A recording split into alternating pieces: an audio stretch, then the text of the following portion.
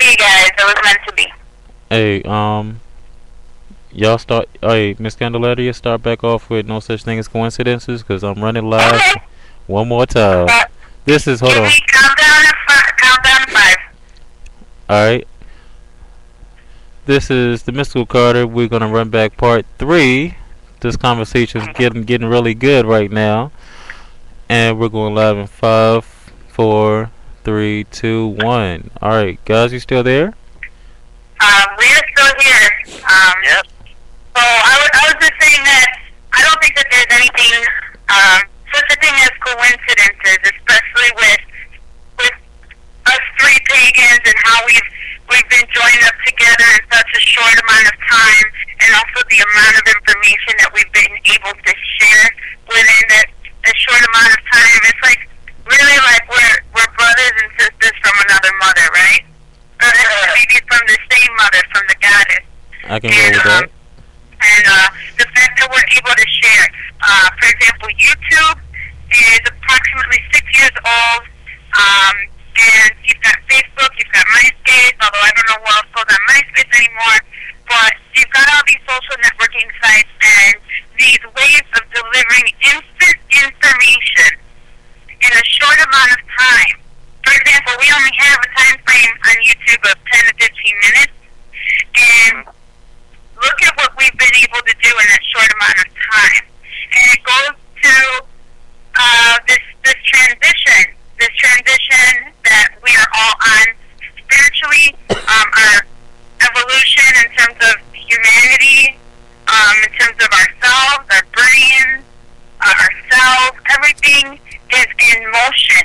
It's been propelled, and I really believe that on the winter solstice 2010, Christmas Eve, that was the moment where things became propelled, and we are an example of the speed in which the universe and all these things are traveling.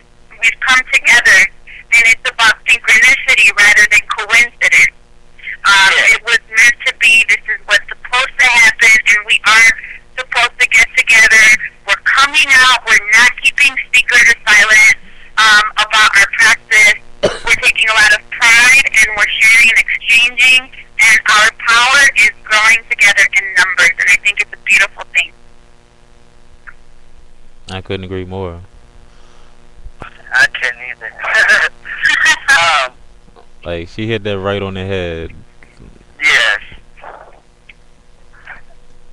And my personal opinion about this transition was not that it wasn't only transition now. The transition began long before us. The first transition, as what we are talking about 2012, coming from the Mayan calendar, at the end of the Mayan calendar, I personally believe that the Mayan calendar might just been a record of when the change begun. And the 2012 is just another milestone to a big change about to occur. Right.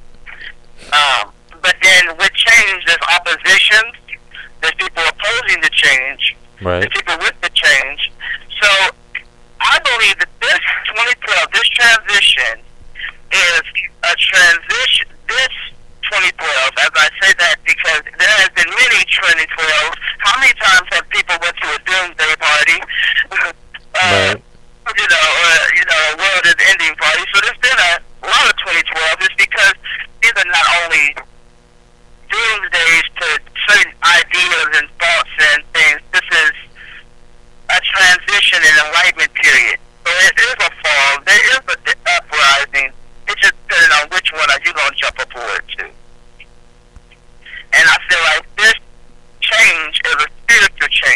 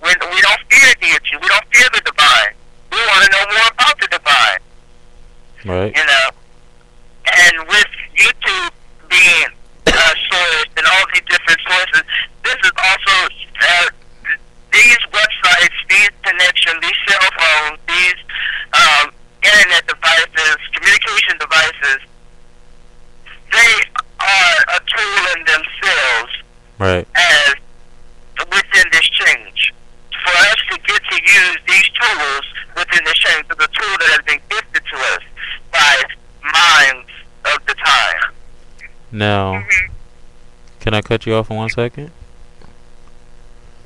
Gone? Keep going.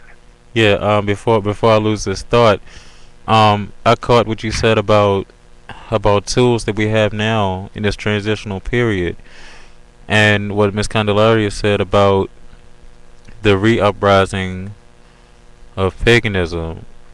When I look at that, and I think back to a conversation that me and the Morgan Flyer had not too long ago, we agreed that some of us learn how to do this, and then some of us were born for this.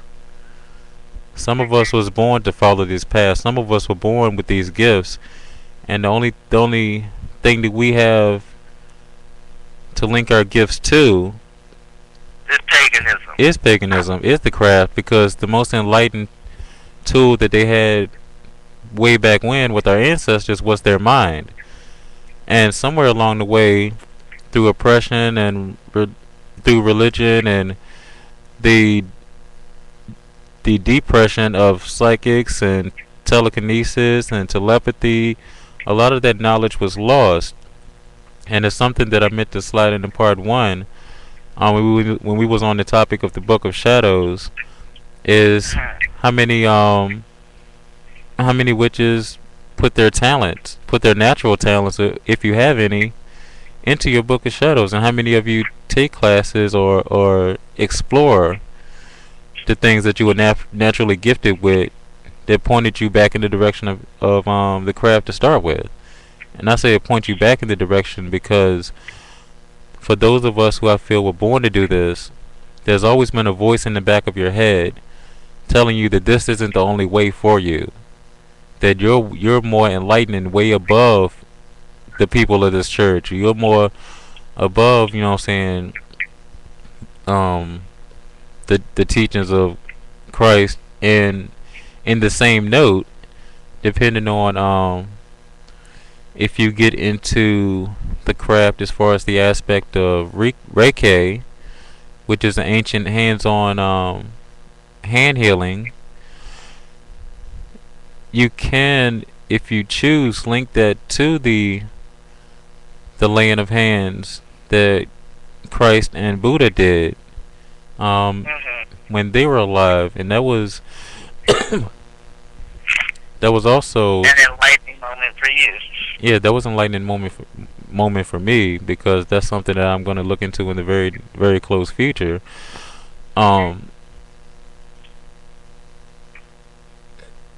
That and the crystal grids, the crystal work, and that's something also that I have incorporated into my personal practice. But And what I feel, go ahead. what I feel is that all of these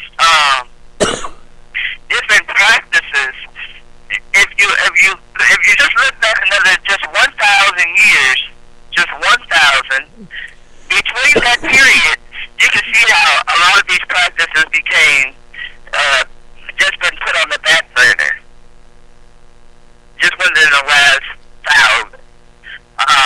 But then you can also see how they have been coming back. You know, no matter how much they try to kill it, they really can't kill it. It's just that transformed into something different. People are like cockroaches. We've been around since the beginning of time. We don't die off. It's not just pagans.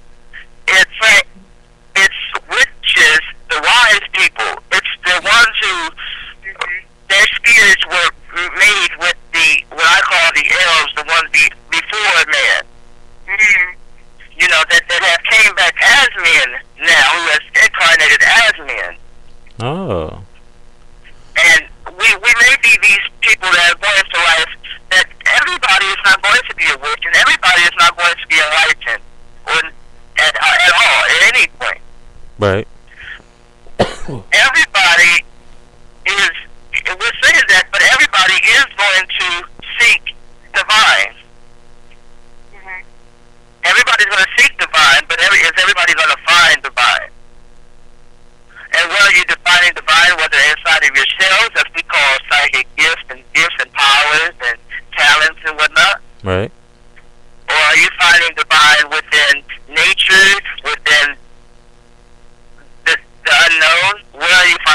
divine at. And that's what I feel that this transition period is going to bring about, is where we find divine at. And As before, we used to all find divine in other people, because people used to go to soothsayers, seers, magicians, wizard, whatever, oracles, and they used to find divine in other folks.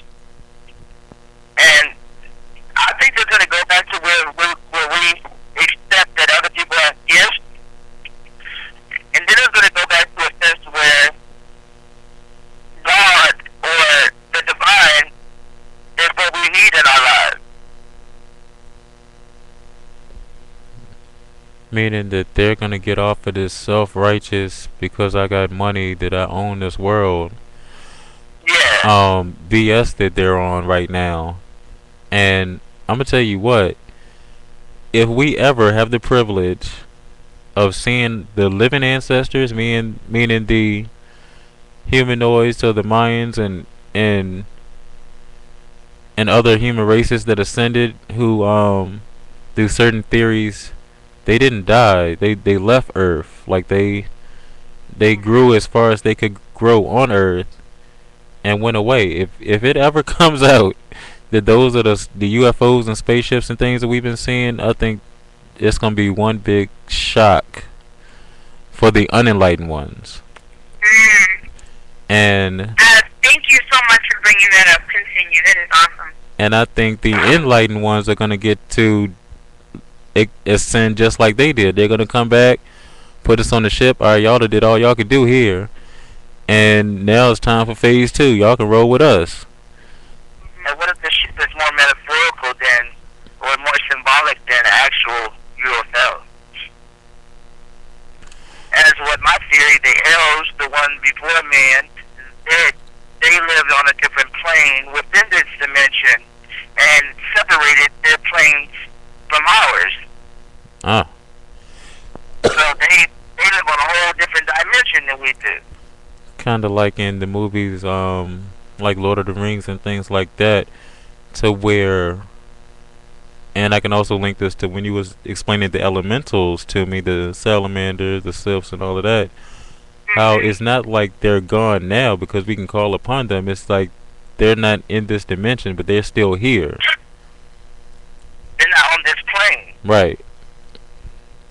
They're in Well, this dimension. also, we are in the third dimension, right? So going off of that, taking it a little further.